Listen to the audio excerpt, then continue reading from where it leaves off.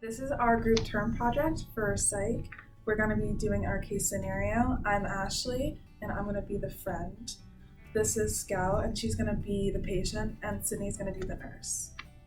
So for our case scenario, Skylar is a 34-year-old Caucasian female with a history of alcohol abuse dating back to her early 20s, with major depressive disorder and a suicide attempt 2 years ago, and she's a victim of domestic violence. She is married to her high school sweetheart, who was charged with domestic violence 3 years ago. She has one son who's 16 years old from this marriage, who she had at the age of 18. The child currently lives with their grandparents and has no contact with either parent. Due to bearing a child young, she has never pursued a college degree and currently holds her GED. Skylar lives in a single-bedroom apartment with her husband and 2 dogs in Oneonta, New York. She was employed at Hartwick College in the Commons Dining Hall as a dishwasher, but she was fired 4 months ago because she was caught drinking out of a bottle of vodka in the break room. She admits to having a couple of drinks at dinner, but her friend states she drinks at least half a bottle of liquor throughout the day. She was brought to the ED due to alcohol intoxication as she was charged with drunken disorderly conduct at a local bar. The patient was verbally stating suicidal thoughts and was admitted involuntarily and diagnosed with substance abuse disorder. The patient is currently experiencing alcohol detox. Her friend is present with her during visiting hours when she started escalating and agitating. Some clinical manifestations is the patient was verbally escalating and could be heard from the halls. Her nurse entered the room immediately to assess. The patient looked in distress, with facial grimacing, clenching stomach, out of breath, and an elevated tone of voice. The client experienced symptoms of withdrawal, nausea, sweating, tremors, and irritability.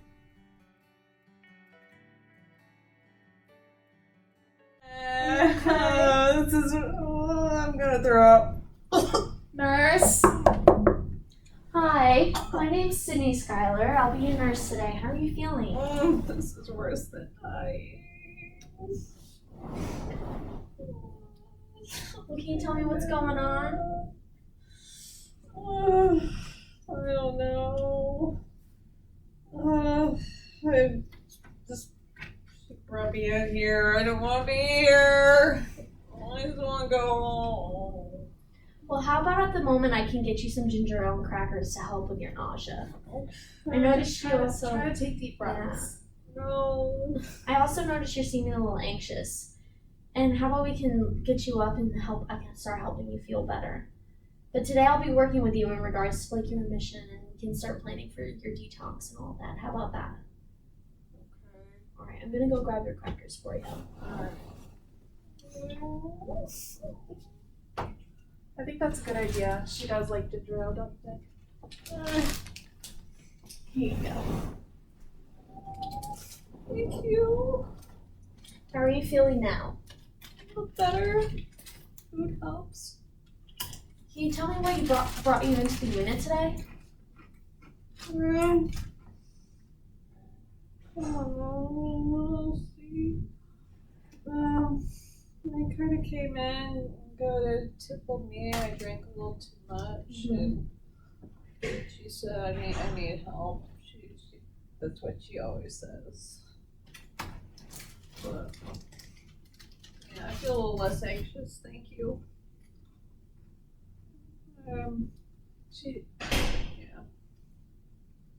She typically drinks a half a bottle of liquor a day. Okay. It's never just a few drinks. 2 years ago, she was diagnosed with major depressive disorder, and she attempted suicide. I'm just worried about her and her mental health. Okay. That does sound serious. Skylar, do you have any current thoughts of harming yourself right now? No. Do you have any fantasies about committing suicide? No. Well, yesterday you did tell me that you felt like you were a burden to me and you didn't want to be here. It was a joke. I was joking. That's kind of a big joke. Yeah. Alright, Skylar, I'm going to ask you a few questions, alright? Just give a little bit of background information about you. But what do you do for a living? Nothing. I got fired 4 months ago from one of the schools in Oneonta. Evidently I was caught drinking or something, I guess. but yeah, I don't do anything right now. Okay. She was a dishwasher, but she did get fired. And do you experience any hallucinations? No, not crazy. She drinks sometimes, but she hasn't said anything that said that I don't think she has hallucinations. Okay. I don't think you're crazy either, but can you tell me more about your drinking habits? I feel like I just started drinking after my son was born. It made me feel a little less stressed. Mm-hmm. So, I was young when I had him. And during that time, my husband and I's marriage was a little rocky. I guess it is still a little rocky and violent. Yeah. That's kind of it, but he mostly does it when I misbehave. Okay. Have you ever felt that like you should cut down on your drinking? No. I really do think you should cut down on your drinking. I don't think it's good for you. And it definitely has affected your relationship with your son. Oh, criticism. All right. Well, have people ever been annoyed or like criticized you in your drinking? I don't know. Have people criticized me? Honestly, I do because I'm just worried about you. Have you ever felt bad or guilty about your drinking?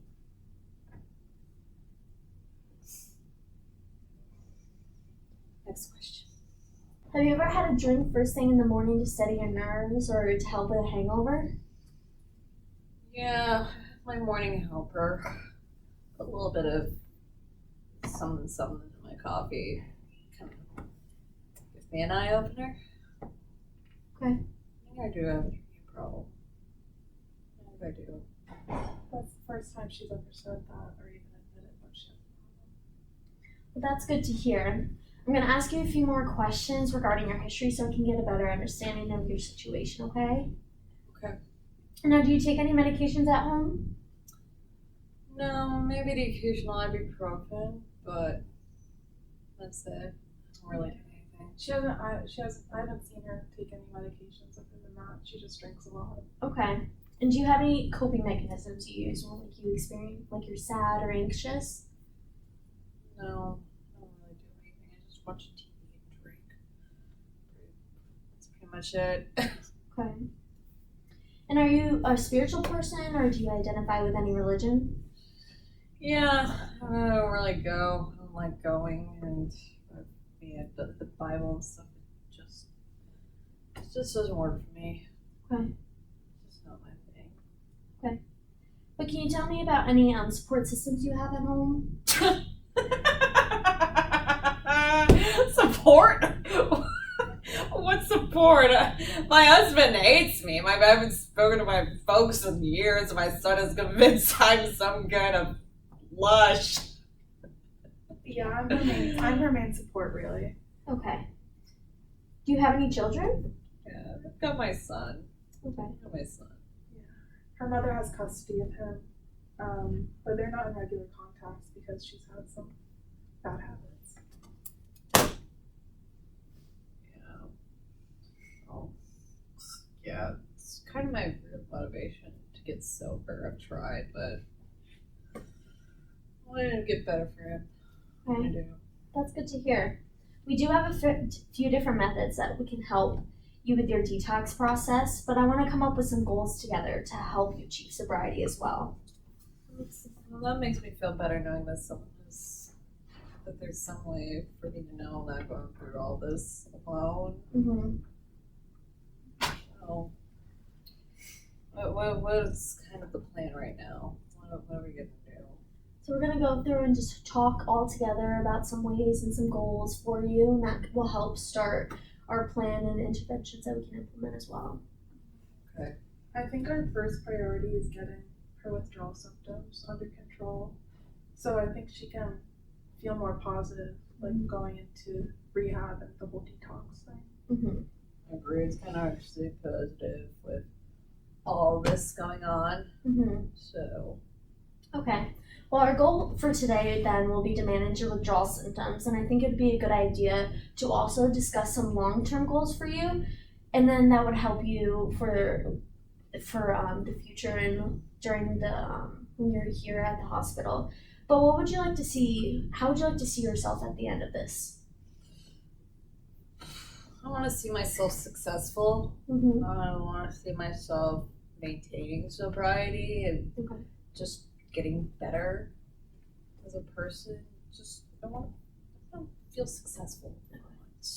Okay. Well, before your discharge, we can help you get into a rehab facility to help with your alcohol addiction. Okay. And then, according to Huber and Cantor, going to rehab center when you have a mental diagnosis and alcohol addiction has actually shown to be more successful in helping with your sobriety. Well, that sounds really interesting, but my main concern is definitely when I get out, because my husband's kind of my biggest enabler Mm-hmm. with my habits. And it's so hard Mm-hmm. maintaining sobriety with him around. Mm-hmm. Attitudes. Yeah, he's a real piece of work. Well, your doctor has prescribed you medication that can help, and hopefully it'll help with that situation. And it's called dulciferam. And according to article by Stokes and Abjad, this medication is given to help people with chronic alcoholism. It does cause some adverse effects if you take the medication and drink, and that kind of helps you stay away from drinking. Some adverse effects could be nausea, vomiting, and weakness, and when you take the medication and drink, that discourages you from drinking more. So that will help with if you're experiencing stress and stuff like that at the home to not go back to drinking.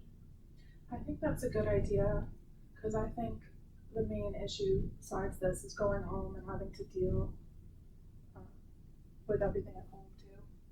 Yeah. I think this is gonna just be good for me. I think this is a good foundation right now, and I think I seriously thank you Mm-hmm. a lot. I think this is gonna help. Yeah, well, going off of what your friend said, we can also connect you with outside resources to help with your situation at home, some domestic violence abuse resources. But I'm also going to speak with your provider about your situation so we can get started on working towards your goals. How does that sound? That's good. Thank you. Of course. And I'm going to go talk to your provider now to get this all started for you, okay?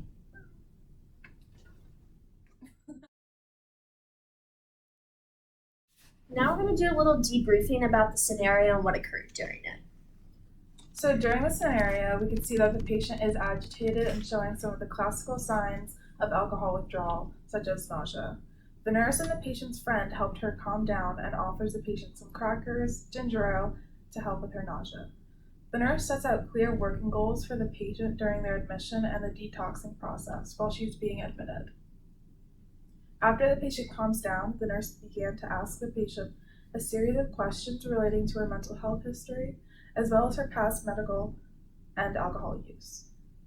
The nurse performs the cage test with the patient to determine the patient's alcohol dependence.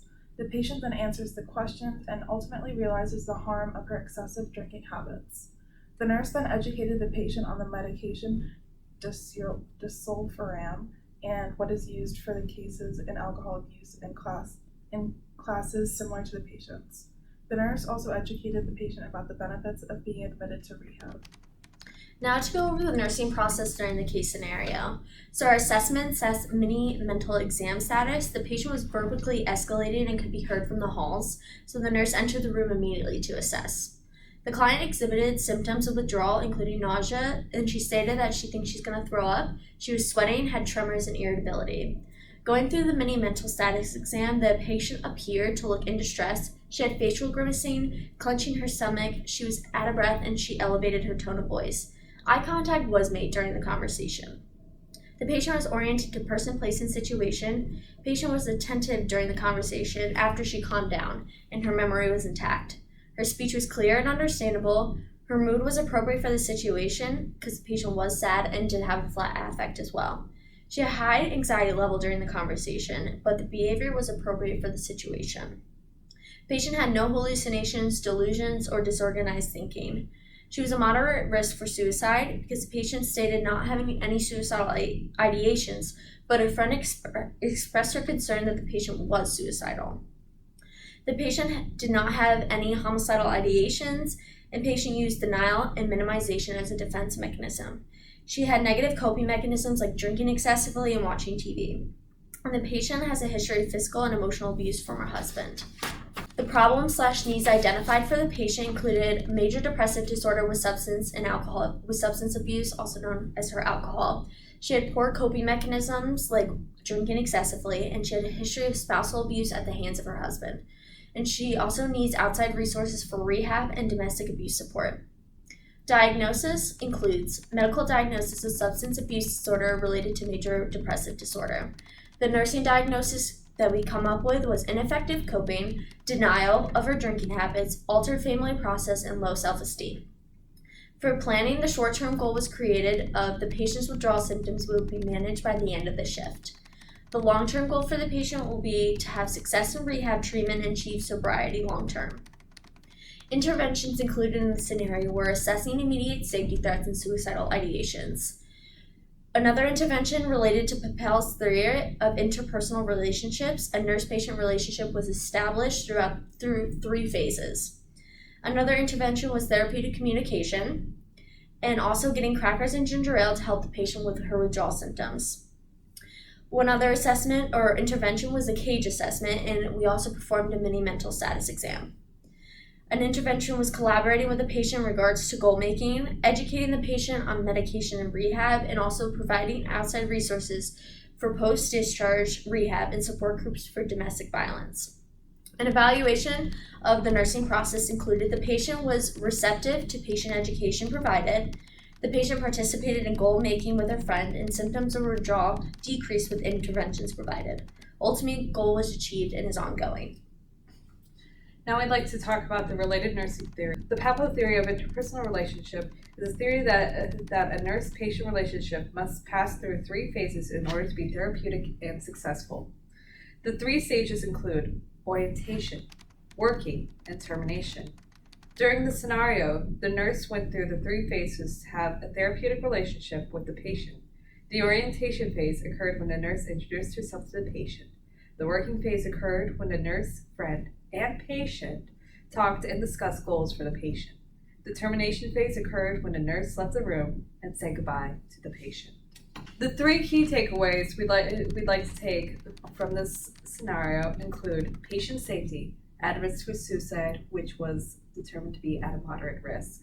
The usage of the CAGE assessment tool when assessing a patient with a substance abuse disorder, and the importance of treating substance abuse disorder and mental health issues collaboratively. We'd like to thank you for watching this video, and hopefully we've been able to educate you more on the use of alcohol misuse disorder. Thank you.